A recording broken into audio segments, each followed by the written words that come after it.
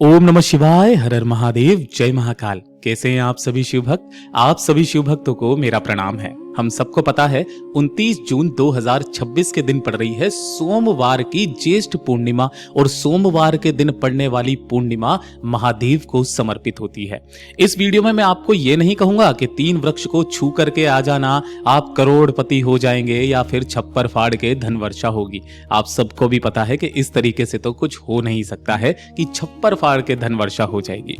मैं उस तरीके के भी उपाय नहीं बनाऊंगा कि चाहे व्रत तोड़ लेना या फिर एक चीज खा लेना, क्योंकि काफी सारी जगह पर ऐसा भी होता है। इस तरीके के वीडियो मैंने काफी सारे देखे इंटरनेट पर जो ये चीज का दावा करते हैं। गुरुदेव ने कभी नहीं कहा। व्रत का मतलब ही यही है कि व्रत का पालन करना।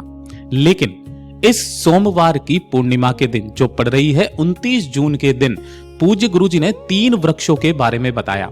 वो ऐसा क्यों बताया? क्योंकि इस बार ज्येष्ठ महीने में जो ये सोमवार की पूर्णिमा पड़ रही है, इस दिन 3 योग एक साथ बन रहे हैं। पहला शिव योग, दूसरा ब्रह्म योग और साथ ही साथ स्वार्थ सिद्ध योग। ये तीनों योगों का निर्माण अगर किसी दिन होता है तो वो दिन अपने आप में बड़ा पवित्र है। लेकिन इस बार 29 जून 2026 के दिन पड़ने वाली सोमवार की पूर्णिमा के दिन ये तीनों ही योग एक साथ हो रहे हैं। गुरुदेव ने 3 वृक्षों का उदाहरण देते हुए कहा कि अपनी सच्ची कामना कहकर इस पूर्णिमा तिथि के दिन जो भी भक्त चंद्रमौली महादेव के नाम से ये 3 वृक्षों के अंदर गंगा जल मात्र अपनी कामना कहकर के डाल करके भी चला आ जाता है, महादेव के 3 नामों का स्मरण करके, उसकी ऐसी कोई कामना नहीं जो पूरी ना हो। उसके जीवन में अगर दरिद्रता आ रही है, धन कहीं से नहीं आ रहा है, धन की हानि हो रही है, दुकान पर बैठता है कोई ग्राहक नहीं आता है, अनावश्यक खर्चे परिवार में हो रहे हैं, बीमारियां चल रही है, बीमारियों में खर्चे हो रहे हैं, काफी सारी समस्याएं जब आपके परिवार में हो रही हो तो आपके घर के सारे संकट क्षण भर में समाप्त हो जाते हैं। पूज्य गुरुजी ने इन तीनों वृक्षों के बारे में बताया, जिनमें एक बेलपत्र का पेड़ है, दूसरा आपका होता है पीपल का पेड़, जिसे आप सब लोग जानते हैं। बेलपत्र और पीपल ये दोनों ही हमारे पितरों के तुल्य माने जाते हैं, ठीक है। और तीसरा एक ऐसा वृक्ष है जिस वृक्ष के अंदर अगर आपने चंद्रमौली महादेव के नाम से गंगा जल समर्पित किया तो आप जिस कामना से करेंगे कामना तो पूरी होगी, भगवान महादेव के साथ नारायण की कृपा भी आपके ऊपर बरसेगी। पूज्य गुरुजी ने कहा, इस सोमवार की पूर्णिमा के दिन आप सभी लोगों को अपने ही घर पर एक छोटा सा काम करना होगा। जो उपाय है, अब उस उपाय को थोड़ा सा ध्यान से समझिएगा।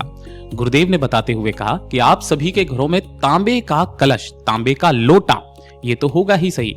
अगर आपके पास में तांबे का लोटा नहीं है तो उस केस में तांबे की कटोरी आप ले सकते हैं। तांबे का कोई सा भी पात्र लेना है, चाहे कटोरी हो, गिलास हो, लोटा हो, कुछ भी हो, लेकिन आपको कोई और धातु का नहीं लेना है। तांबे के कलश के अंदर अपने घर का घड़े का जल, जो पूज्य गुरुजी ने कहा आपके किचन के अंदर जो घड़ा रहता है, मटका रहता है, पितरों के स्थान पर जो रखा हुआ रहता है, उसी घर का, उसी मटके का जल आपको लेना है। इससे क्या होता है कि आपके घर के 3 तरीके के दोष तो ऐसे ही समाप्त हो जाते हैं। जब आप उस घड़े के जल को लेते हैं तो आपका पितृ दोष समाप्त होता है। आपके अगर कोई पितृ नाराज हैं तो वो पितृ शांत होते हैं। जब आप उस जल को लेकर अपने घर के बाहर की तरफ में निकलते हैं तो वास्तु दोष आपके घर का समाप्त होता है। और जब वो जल घर से बाहर निकलकर शिवलिंग पर समर्पित होता है या फिर महादेव के नाम से समर्पित करते हो तो आपके घर के महाराज काल सर्प दोष भी समाप्त हो जाते हैं। ये खुद पूज्य गुरुजी के वचन हैं।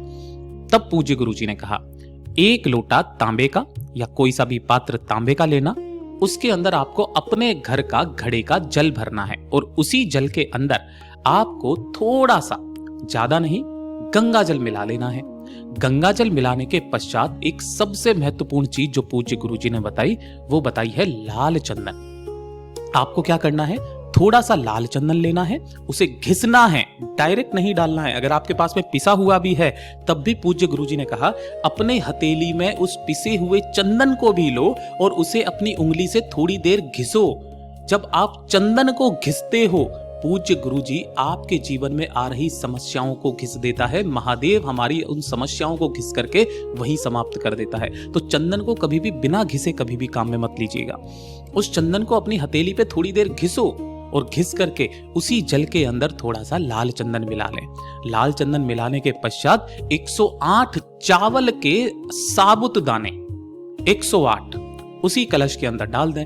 अब यही कलश को लेकर के आपको अपने घर की चौखट से छुआ करके, आपके घर की जो चौखट है उसी से छुआ लेना और छुआने के पश्चात इसे लेकर के जाना है आपको 3 वृक्षों के पास में। किसी भी समय पर कर सकते हैं इस सोमवार की पूर्णिमा तिथि के दिन। पूज्य गुरुजी ने कहा, सबसे पहले आपको अपने पितरों के तुल्य माने जाने वाला एक वृक्ष जिसे कहा जाता है बेलपत्र का पेड़, इस बेलपत्र पेड़ के पास में जाना है। यहां पर पहुंच करके सबसे पहले उस जल को अपने हाथों में लेना, श्री शिवाय नमस्तुभ्यम का 5 बार स्मरण करके उसी कलश में से थोड़ा सा जल आपको इस वाले पेड़ की जड़ों में समर्पित करना। जब आप यहां पर इस जल को समर्पित कर रहे होगे तब किसका स्मरण करना है? शिव और शक्ति का स्मरण करना है। शिव शक्ति का स्मरण करके थोड़ा सा जल आपको इसी कलश में से यहां पर समर्पित कर देना है। हो सके तो एक दीपक जरूर लगा देना। बेलपत्र के पेड़ के नीचे दीपक लगाने वाला व्यक्ति सदैव शिव के सानिध्य में रहता है, ये खुद पूज्य गुरुजी कहते हैं। ये वो पेड़ है जो मैया पार्वती जी के आंसुओं से पैदा हुआ था। दूसरे नंबर पर जो आपको जाना है वो जाना है पीपल पेड़ के पास में। जब आप पीपल पेड़ के पास में जाएंगे तो उसी वाले जल के कलश में से आपको थोड़ा सा जल पीपल पेड़ की जड़ों में समर्पित करना है।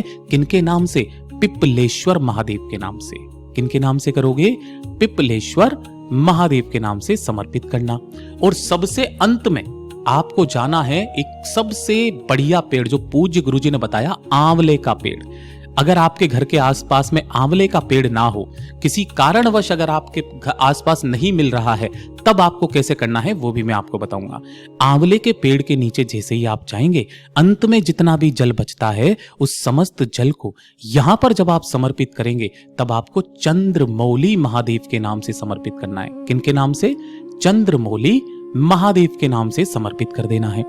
यहां पर समर्पित अगर आपको आंवले का पेड़ नहीं मिलता है तो पूज्य गुरुजी ने कहा कि वो 2 पेड़ तो फिक्स है, बेलपत्र और पीपल में तो समर्पित करना ही है। तीसरा वृक्ष या तो आंवले का मिल जाए या फिर शमी का पौधा अगर आपके घर में है तो शमी के पौधे के अंदर वो अंत में समस्त जल समर्पित कर सकते हैं। पूज्य गुरुजी ने कहा कि जो व्यक्ति इस सोमवार की पूर्णिमा तिथि के दिन इस उपाय को कर लेता है, महाराज उसके घर में, उसके जीवन में कभी भी धन की कमी नहीं आती, कभी पैसे की कमी नहीं आती। वो व्यक्ति दिन दूनी रात चौगुनी तरक्की करता है। पूज्य गुरुजी के ये सभी उपाय बहुत ही ज्यादा खास और अद्भुत है, जरूर कीजिएगा। वीडियो पसंद आए तो लाइक करना, चैनल को सब्सक्राइब करना और ऐसी ही सच्चे उपाय को जानने के लिए इस चैनल को सब्सक्राइब जरूर कर लेना, क्योंकि यहाँ पर इस तरीके के उपाय नहीं बताए जाते हैं कि आप व्रत तोड़ लेना लेकिन ये 2 चीजें खा लेना, है ना। इन 3 वृक्ष को मात्र छू करके आ जाना, आपके छप्पर फाड़ के धन की वर्षा होगी, है ना। या फिर इस वाली जड़ को घर पे लेकर के आ जाना, आपके घर में धन का अंबार लग जाएगा। तो क्यों आप उन वाले उपायों को हर एकादशी, हर पूर्णिमा, हर प्रदोष के दिन देखते हैं?